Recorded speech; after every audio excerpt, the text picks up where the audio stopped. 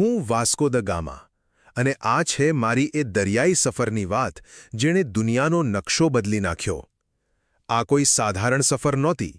આ એક એવા નાવિકની વાર્તા છે જેણે અશક્યને પડકારીને યુરોપ અને ભારત વચ્ચેનો દરિયાઈ માર્ગ શોધી કાઢ્યો.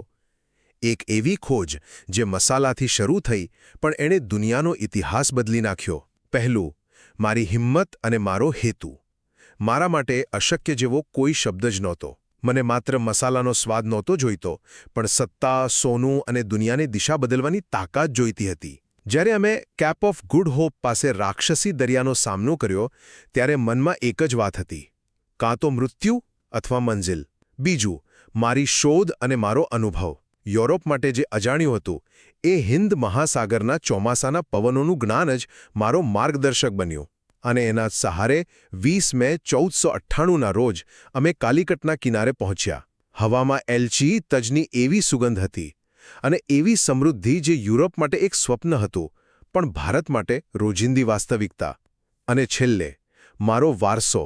હું જાણું છું કે મારા આગમન પછી ઇતિહાસે એક કડવો વળાંક લીધો, પણ હું કોઈ ભવિષ્યવેત્તા નહોતો. હું તો ફક્ત બે દુનિયાને જોડનારો એક નાવિક હતો. ભારત કોઈની શોધનું મોહતાજ નથી, એ તો અમર છે. અને મારી સફર એટલે સફળ રહી કારણ કે ભારત આજે પણ અડીખમ છે.